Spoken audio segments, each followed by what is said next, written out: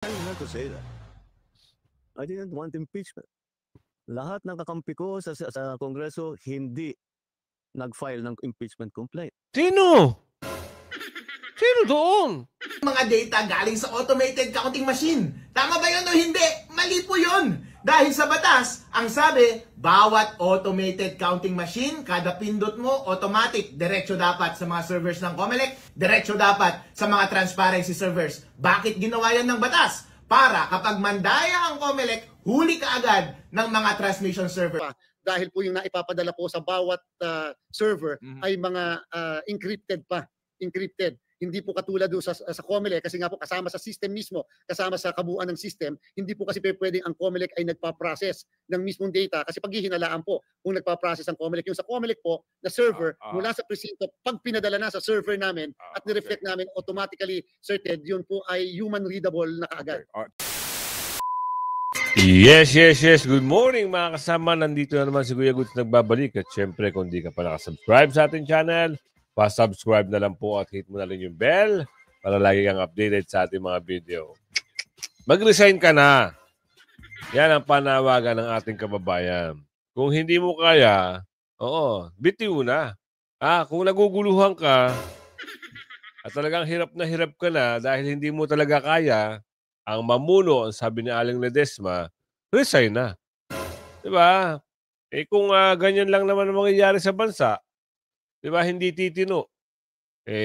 Magbitiw na lang ang sabi ni Aling Ledesma. Bakit ko gagawin yun? Ang sagot. Sumagot ang mama. Bakit ko gagawin yun? Sayang ang kaban. Oo, pero nakalike ka na ba? I-like mo muna yung video natin at i-share mo na rin. At kung bago ka pa lang sa ating channel, pa-subscribe na lang po at hit mo na rin yung bell. I-bell all nyo po para may notification kang natatanggap everyday. Ito na. Umamin at parang nahuli sa sariling bibig. Di ba ang isda nahuhuli sa sariling bibig? Yaan ang pag-amin dito. Ngayon, bistado ni Katid. Itong si Milik Chair. At bistado na rin yung kanyang galawan. Abangan nyo sa dulo natin video kung paano nagkaroon ng hocus-pocus. Kayo na bahala umintindi. Ito pasok natin. Bagbitiw ka na, sabi rito. Pumuwelta si Pangulong Ferdinand Bongbong Marcos Jr. sa mga panawagang magbitiw siya sa pwesto. Kasunod ng hiling niyang courtesy resignation mula sa mga miyembro ng kanyang gabinete. Pero ang kanyang sagot, bakit daw niya gagawin iyon? Hindi daw niya ugali ang tinatakbuhan ang mga problema. Kaya naman si Mr. Viltoker... Ganun ba? Hindi naman pala ugali ng mama. Ang problema, katakot-takot na ho ng problema ang pumasok. Dapat inayos nyo. Ginawa nyo ng paraan. Example, yung mga galamay, pina-impeach si BP Sara, yun, problema yun. Kung ayaw mo takbuhan, solusyonan mo. Gawin mo yung ginawa ni Tatay Digong. Pinigilan. Diba? Si Ate Lenny, dapat i-impeach. Pinigilan ni Tatay Digong kasi siya nakaupo. Ikaw, sabi ni Aling Marie, pwede mo naman pigilan bakit di mo ginagawa? Yan ang tanong ni Aling Marie. Sa tansya niyo mga kasama, ano ang nangyari? Isa pa, sino ba ang mga nagsipirma na impeachment? Tanong. Di ba kasama yung isang Junakis niya? Pwede niya naman sabihin, bakit ka pumirma? Ayoko ng gulo. Ayaw daw ng gulo. Ano nangyari? Di ba ito ay hindi magandang bagay? Pagsisimula ng mga pag-aaway-away. Ano nangyari? Pumirma ang mama, ang bata. Dapat pinagalitan mo. Ngayon, kung ayaw mo ng gulo, gawin mo ganito. Di ba, nakikipag-reconcile ka? Di ba? Tapusin mo na yung impeachment para wala nang problema. Yun lang naman ang gusto ng kababayan. Dahil tapos na ang politika, tatapusin mo na lang yung termino mo. Bakit ayaw mo magbigay? Bakit si Ate Amy kayang-kaya? Bakit ikaw hindi? Sabi ni Aling Marie. Di ba?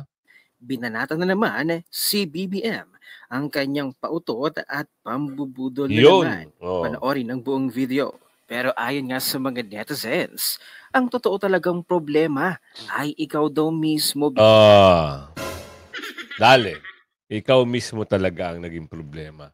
Hindi, hindi si VP Sara, hindi ang mga Duterte, kundi, oo, tama ang narinig nyo.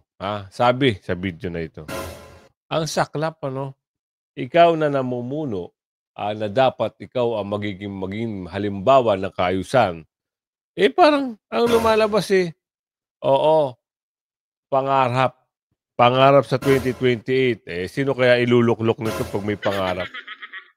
BBM, tumingin ka sa salamin, makikita mo ang tunay na problema. Kaya nga nananatili pa ring mataas sa mga trust ratings ang mag-amang Duterte dahil nadismaya na nga ang taong bayan kay BBM. No public trust is rooted in memory, not just policy. Public trust surveys don't just measure today's performance. They reflect emotional memory. Who stood up for me? Who made me feel protected?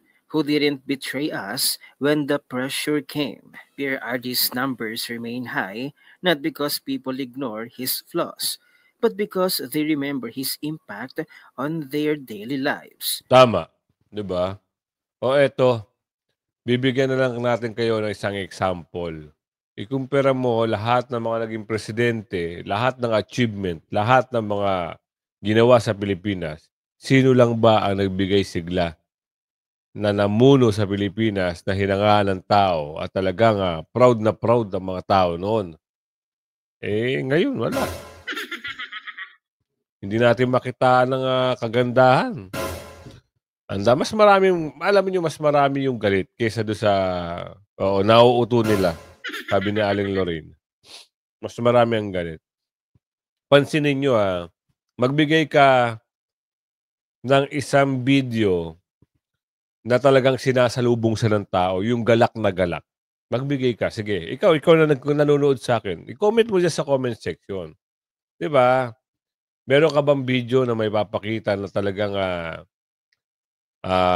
except na lang yung na magka-tandem pa sila. Yun talaga, nadadala siya ni Bibi Sara noon. Pag si Bibi Sara, damay na siya.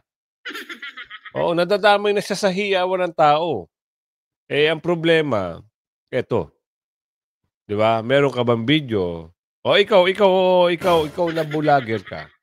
Meron ka bang video na may papakita na katulad na video ni Bibi Sara na talagang kahit bag na mamahalin, pinapapirma. Sa sobrang galak, makita ang Bibi Sara. Meron ka ba nun? Oo, bungit-ngit. Oo, meron ka ba nun? Ang layo ng distansya ng tao. Oo, ang layo ng distansya ng tao. Ganon. Dahil hindi ka love. Sorry. Duterte lang talaga ang gusto ng tao. Diba? Ganon lang kasimple yun. Eto. Bakit giniit na ayaw niya ng impeachment laban kay Bibi Sara? Ito ang title. Pero, ang anak mo, pumirma. Wow. Diba? Oo, ito balita ito 7 hours ago sa Bilyonaryo Channel. Hindi natin na title ito. Title nila to. Alamin natin kung ano buong detalye dito. Kampante si PBBM na hindi mauuwi sa isang political chaos ang paglilitis ni VP Sara sa Senado. Pero muling nanindigan ang Pangulo na ayaw niya sa impeachment. Narito ang agenda report. What? Ayaw mo sa impeachment, hindi mo pinigilan. Wag ganun. Puro kayo propaganda, puro kayo pasisinungaling. Puro anak ng bogi naman. Kung ikaw ay isang tao na tama ang maganda ang pag-iisip mo at alam mo na yung taong utang na loob na lang Utang na loob na lang. Gagawa ka ng paraan. Takot ka ba sa mga congressman? Takot ka ba kay pinsan, sabi ni Aling Lorraine? Bakit hindi mo magawa ng paraan? Pag umusad dyan, titignan natin sa Senado, malapit na ho. 29, 30, 31. So 5 days na lang, sisimulan na to impeachment. 5 days na lang. Titignan natin kung ano mas matimbang. So, pag-uusap naman dito, isipin nyo mga kasama, kung ayaw mo, di sana, basura nyo yan. Huwag nyo intindihan impeachment na yan. Patapusin ang termino. Parang ganun yung ginawa kay Ate Leni.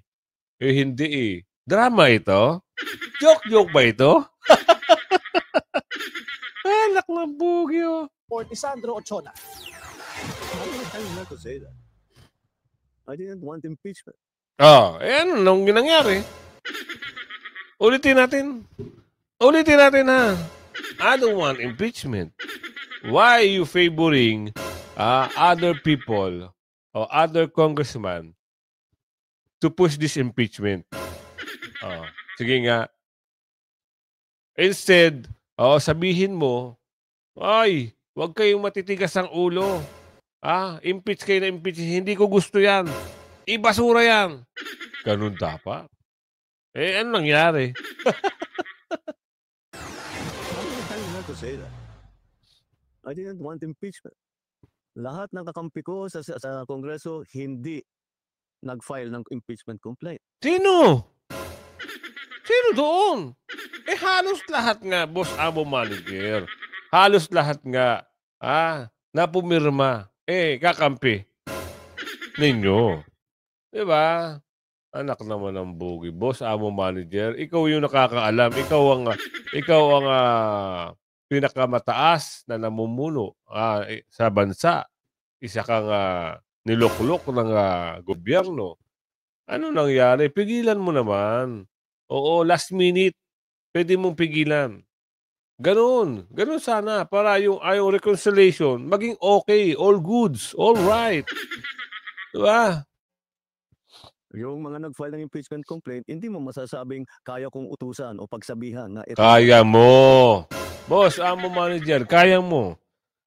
Hindi mo ba napanood yung ginawa ni Tatay Digong? Diba? I-impeach si Ate Leni. Gustong i-impeach.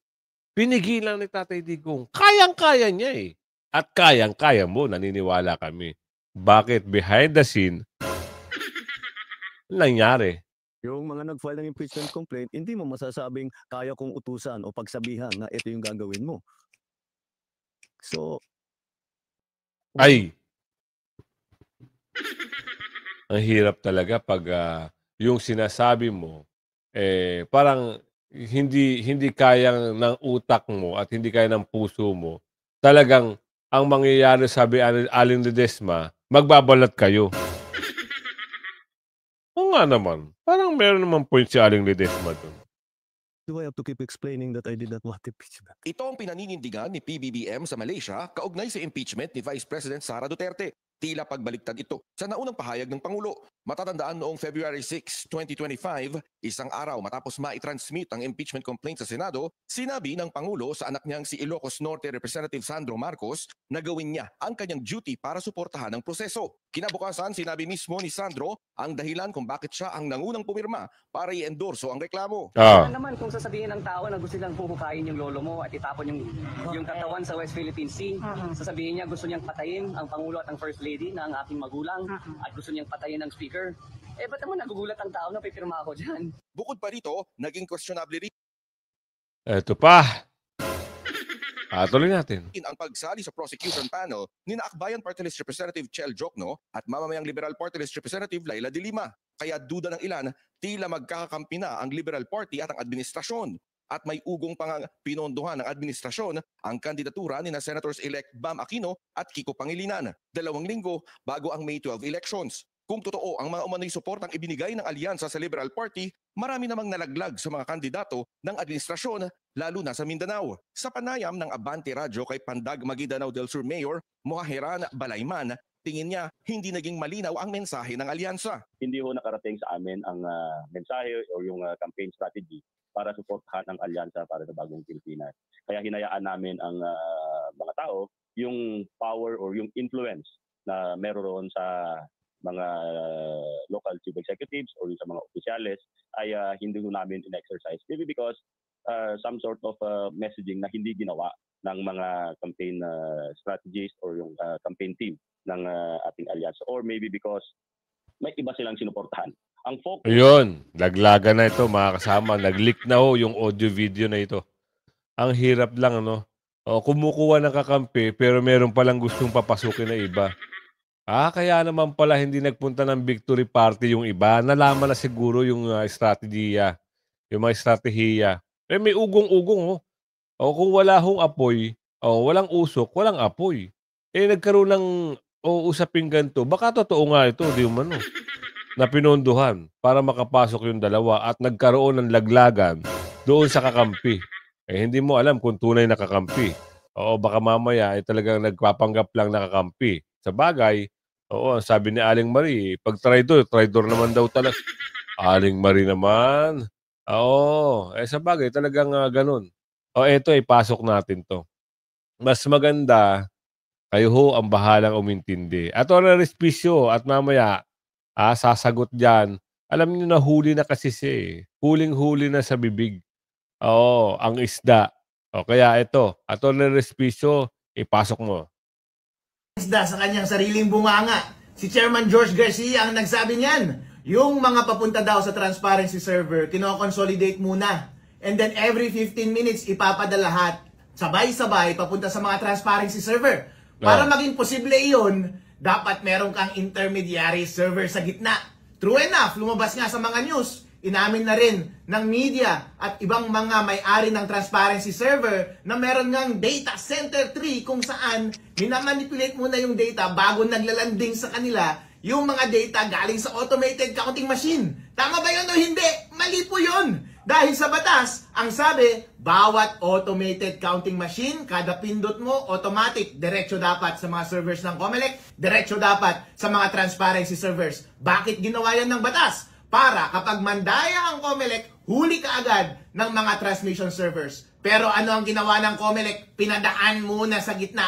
Napakatagal bago nila ipapasa papunta sa mga transparency server. Ano na ang mga posibleng mangyari kapag ganyan ang kalakaran? Therefore, pwede nang baguhin ng COMELEC yung mga pumupunta sa mga transparency server. At syempre, pwede na rin baguhin ng COMELEC yung mga data na lumalabas mismo sa kanyang mga sariling servers. So, posible ba yung daya at manipulated na yung data na lumalabas sa lahat ng mga servers? Posible po! Lalong-lalo na at napakatagal ng oras mula sa oras ng transmission mula sa mga makina hanggang sa naglanding sila papunta sa mga transparency servers.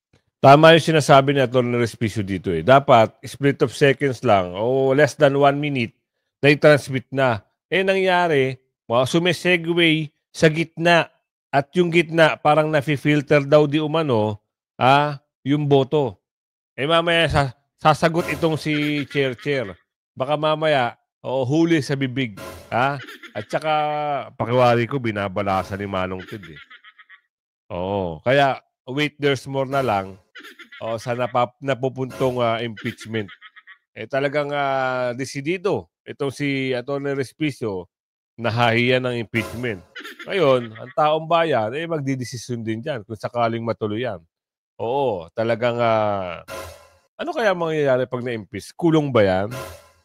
Malamang. Kasi nga, si Presidente Estrada na-impeach. So, kinulong, pero house arrest. Di ba? Parang naka-house arrest lang. Ito kaya, house arrest kaya to o bilangguan talaga? Yung tanong ni Aling Marie. Kung kayo, mga tatanungin mga kasama, ano ba ang gusto nyo? Kung halimbawa lang na mapatunayan at ma-impeach ang mama na ito, ano ang gusto nyo? House arrest o bilangguan talaga? Type nyo sa comment section yan. Huwag kayong magpatumpik-tumpik ha. Kung umabot ka na sa video na ito, sabihin mo taga saan lugar ka. Shoutout sa'yo ng bonggang-bongga. At isa-shoutout kita sa dulo pa ng ating video. Tuloy natin to. At papunta na rin sa mga COMELEC servers. Yung mga transparency servers, merong mga nakareceive ilang oras pagkatapos, meron pa hanggang madaling araw. Yung mga COMELEC servers, ilang minuto para maglanding sa kanilang mga sariling servers. Totoo yan. Naalala nyo yung 26 million down to 21 million? Nagulat tayo. Nangunguna si Senador Bongo, palakpakan na tayo, madaling araw, 12 midnight. 26 million, bumulusok ng 21 million. Wow! Ano na itong nangyari? Pati yung boto ni Senador Bato, ganun din.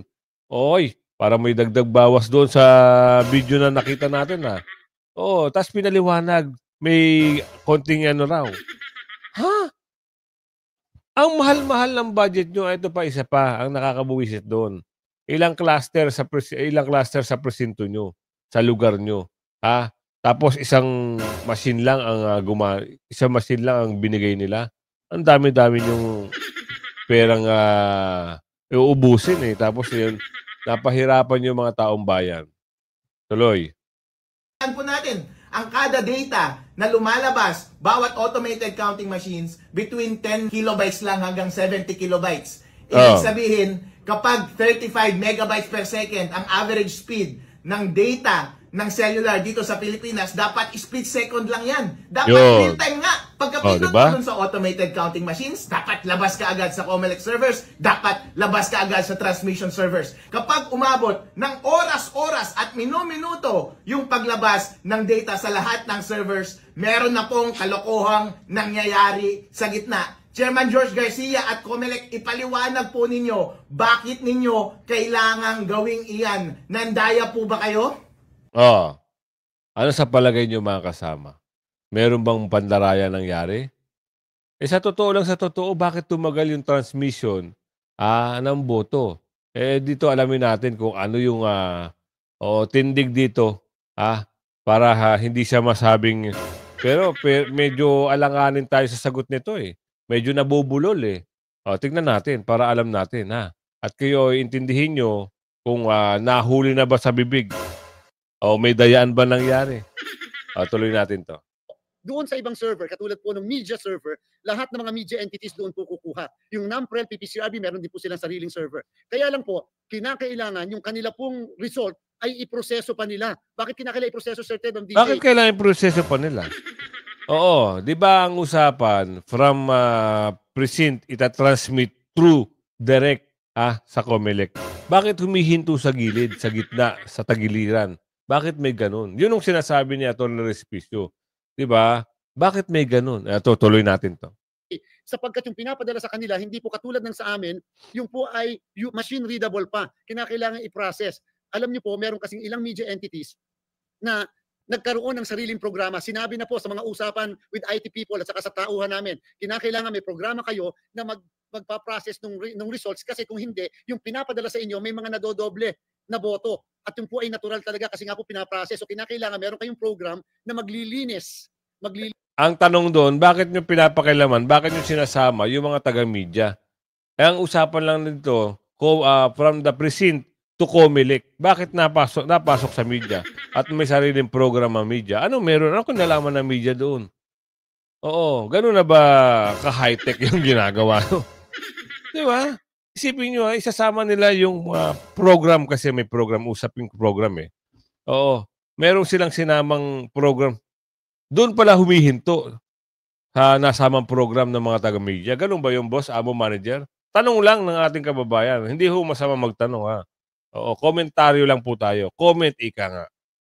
Linis para hindi nadodoble. And therefore, meron pong mga ilang media entity sumunod.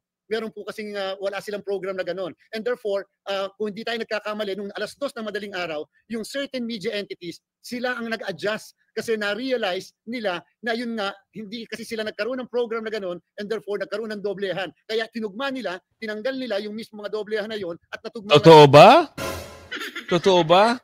Bakit pina-priority nyo yung Dapat nagkaroon kayo ng sariling website, doon nakatutok ang tao. Bakit tatanggalin ng Wow! Sila magsisinungaling. Wow! Diyos mio Marimar naman. Doon sila naka-relay sa inyo. Kaya nagulat si Senador Bongo, bakit bumaba ng 21 million from 26 million? Nakaabang ang tao, nakamonitor, hindi ho natutulog. O kasi meron na silang ugong-ugong, baka magic. Yun nga, na magic. Ay kung hindi nakita, hindi naagapan, hindi natutukan ng camera, magic talaga. Ngayon, doon sa isang media entity naman na medyo mabagal ang paglalabas niya kasi pinaprocess pa niya yung data na pumapasok sa kanya. Kaya po nagkaroon nung sinasabi akala vote shading. Wala pong vote shading. Naku! Ganito na lang. Oo, kung gusto niyo ng transparency, dapat, meron kayo, di ba, meron kayo sariling website. Doon nakatara kung sino nangunguna. Bakit hindi yun ang pinatutok nyo sa kanila? At gumawa sila pinayagan mong gumawa sila ng program na yun na yung papakita sa taong bayan. At saka, nung panahon ni ni Bibi Sara at ni Bungit-ngit, ang lupit ng doon, saglit lang. Saglit lang, tapos. Wala pang 12 midnight, tapos eh. Sa inyo, umabot ng isang araw. Partial ano pa, parcel pa. 'Di ba? Saka lang total nung umabot na ng pangalawang araw. Kaya ang pinakabasihan nyo po, yung COMELEC website, dahil doon po walang dagdag, walang nadoble, eksakto ang lahat po ng mga presinto na nagpadala ng results. Bakit hindi nyo yun ang pinalabas? Oo, yun ang pinakuha yung program dito sa mga stream. The key word, Mr. Chairman, Yan na. is nadodoble. Yan natin Yan na. itong hayan. Nadodoble. Opo, nadodoble yung alin doon sa server ng media halimbawa. Hindi lang po sa media, kahit po sa ibang Opo, servers. sa PPCRB o sa mga parties. Go ahead po, go ahead. Yes po, nadodoble yung transmit, yung parang akala nadodoble yung na-transmit. Halimbawa, Precinct 1A, pag tiningnan mo doon sa server nila, dahil nga po ipaprocess pa yon ay dalawa ang naging Precinct 1A ng bayan na yan. Dapat isa lang ang sino ang ano ang dahilan kung bakit nadodoble, Chairman, yung transmission? Ayan po, yun nga po yung aking didiscuss. Maraming salamat, Sir Ted. Mm. Kung ang pagpapadala po kasi ay naka-package, every 15 minutes para nga po napaprocess yung kanilang date. Wow! Bakit every 15 minutes? May timetable pa kayo? Wag ganoon. Dapat ang ginawa nyo, every tally, transmit agad. Pagkatapos ng botohan, di ba alam na ng machine, i-transmit nyo na kagad. Bakit kailangan every 15 minutes pa? Bakit magluloko ba yung server nyo pag ganun? Ay, mahina yung server nyo. Oo, napakahina. Hindi niya kayang dayain. Ay, hindi niya kayang bilangin ng sabay-sabay. Ganun. Hindi high-tech. Low-tech pala. So, sa 15 minutes na ito, Sir Ted, halimbawa, ang ipinadala sa kanilang na results ay 10 election return, 10 presinto, Okay. Sir Ted. Yung susunod na, at pagkatapos yung susunod na 15 minutes, dahil na-process na nila yung first 10, ay magpapadala halimbawa, Sir Ted, ng 10 muli. Pag nagpadala ng 10 muli, Sir Ted, kasama sa ipapadala po, kasi nga po nasa program, yung naunang 10. Okay. So, naging 20 ang naipadala. Samantalang dapat 10 na lang ang naandun kasi nga po naipadala na nung una. And therefore, dapat yung program na meron, yung mismo mga entities, dapat meron silang paraan to remove the 10 doon sa 20 na ipadala ng pangalawa sapagkat naisama na yung 10 yon doon sa una pa man. Dali mo na. Kaya, Opo. Stop mo na. Nakakalito na naman yan. Milik-milik ching. Nakakalito na naman yung mga sinasabi nyo. Ano ba talaga ang totoo sa totoo? Oo. Stop. Para mas maliwanag po ito. Okay. Yan. Kanin nyo, every 15 minutes, ang ginawa nyo halimbawa, 10 election returns ang itatransmit, nito pong presintong ito doon na sa mga servers. 10. And then after 15 minutes, pag nag-transmit sila, 20 ang transmit, nasama na yung unang 10. Yun ho ba yun? Yun po, naisama muli yung unang 10. Okay. Ito po yung halimbawa, pero hindi nangyayari ito sa lahat ng presinto. May mga ganun po na nagdodoble. Sino ang responsable doon sa dobling transmission? Yan, sa pag-encode tanong. ba yun noong teacher? Paano po? Hindi po. Sapagkat Sir Ted, ang reason kung bakit naka every 15 minutes at naka-bundle yung pagpapadala ay sapagkat para hindi nabubulunan yung mismong mga servers. Kasi pag nabulunan, hindi sila tatanggap. Okay. And therefore, meron po talaga, at ayan po alam ng mga IT ng lahat ng mga entities na nakatanggap. Alam talaga ni Attorney Respicio. Alam niya talaga. Alam ng mga IT talaga. Hindi lang namin alam bakit hindi nyo alam. Sabi ni Aling Rosemary. Bundle na gano'n para pag pinadala hindi po mabigat. And so ang susi talaga diyan, Sir Ted, dapat nakapagawa katulad na napag-usapan po yun na napakatagal, nakapagawa ng programa na kung saan yung programang yon ang naglilinis automatically nung mga nadoble na-reflect na nadoble na naipadala. So therefore, yung meron pong media entities, aaminin ko po mukhang kasama ang sa inyo na media entity na nakapagpalinis, nakapaglinis na kung saan meron po kayong programa kaya po mas mabagal nga lang po. Hindi kasi tulad ng iba na hindi kasi nakapagpalinis and therefore mabilis. Nauna sila na nakapag-release samantalang yung pong naglilinis ay hindi po nakapag-release. Noong panahon ni BP Sara at ni Bungit-ngit, wala namang ganyan linis-linis. Hindi namin alam bakit ngayon meron linis. Meron man linis, dagdag. Tanong lang ho Okay, magalit. Nagtatanong lang kami. Baka mamaya, sumama yung puso nyo. Magalit kayo sa amin, At doon sa mga kababayan natin na naniniwala pa dito, maniwala lang ho kayo. At doon naman sa hindi, naku. Oo. Tuloy nyo lang ang hindi nyo paniniwala. Kasi talaga namang, sabi ni Aling Marie dito, meron something Oo, sabi din ni Atty. Respicio, talagang magic. Ang makina, kanina, mababanggit lang. Dinaya mo ba talaga? Ang tanong. Kaagad na maaga o kaya medyo late ang nare-release po nila. Opo. Nakapag-release na maaga pero may doble. Tama po kayo, Sir Okay, Ted. sige. Ngayon, Chairman, hindi pa ho natutugunan po yung tanong ko. Bakit nangyari yung mga nagkakaroon ng doubling transmission? Who's responsible dyan? Yung machine, yung tao nag-encode, paano? Wala po, hindi po taong nag-encode kung hindi po doon sa mismong program na kasi nga po, Taong nag-encode at program, kung sino nag-i-encode, siya ang nagpo-program. Boss naman, akala ko matindi ka na pagdating sa IT. Oo. Sino dapat managot doon? 'Di ba? Kung sino nag-encode, siya ang nag-program. po ipaprocess pa dahil po yung naipapadala po sa bawat server ay mga encrypted pa. Encrypted. Hindi po katulad doon sa COMELEC kasi nga po kasama sa system mismo, kasama sa kabuuan ng system, hindi po kasi pwedeng ang COMELEC ay nagpa-process ng mismong data kasi paghihinalaan po kung nagpa-process ang COMELEC. Yung sa COMELEC po na server mula sa presinto, pag pinadala na sa server namin at nireflect namin automatically, Sir Ted, yun po ay human readable na kaagad. Chairman, Ilang minuto yun, boss, amo manager? Kung umabot ka sa video na ito, sabihin mo kung nasan ka at shoutout sa'yo ng bonggang-bongga. Tabangon nyo ho, May 29 na sa 31, sila BP Sara nandiyan sa Dahig. Oo, party-party ho yan.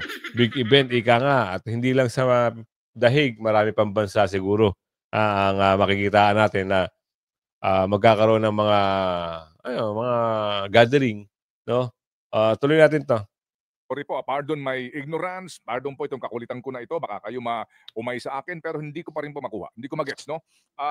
Sinasabi ho ninyo, kasi merong, ginawa nyo halimbawa, merong sa unang transmittal, 10 ERs ito, and then after 15 minutes nga, para hindi mabulunan yan, yung tatanggap na makina, so yun medyo by batch. Pero sabi ho ninyo, meron minsan ba ito na sa second transmittal, yung unang na-transmit, na isasama pa rin, kaya pagtanggap doon, kinakailangan munang linisin yon kasi nagdodoble. So again, ang tanong ko, bakit nangyayari yon? Kanino yon? Yung pagkakamali, kung magkakamali man yon, na nagdodoble ng transmittal? Sa program po Sir Ted, sa program at saka sa system. Pasensya na rin, Sir Ted, alam po ng mga IT experts yun eh. Kaya po... Alam talaga nila. Ang kulit mo naman, boss eh. Trabaho nila yun eh. O sino nag-program? Bakit na doble? Meron bang pinasok na program na kailangan madoble tapos lilinisin? Pag lininis, mapupunta doon sa kabila. Alam talaga ho ng IT yan. Ngayon, kung bibigyan at mamarapatin nyo, makapagdebate kayo ni Atty. Respicio, magpakitaan kayo, at yung hash code na hinahanap niya at yung version ng system nyo, bakit biglang pumasok yung version 3 point something ata yun? Sabi ko nga sa inyo mga kasama, interesting at maganda yung napapanood yung video lagi sa atin ha. At kung kayo bago pa lang, mag-subscribe na, i-bell all nyo. At saan lugar ka? Shoutout sa'yo. Sabihin mo i-type mo sa comment section kung saan lugar ka. Shoutout sa'yo ng bonggang-bongga. Hanggang sa muli. Bye-bye.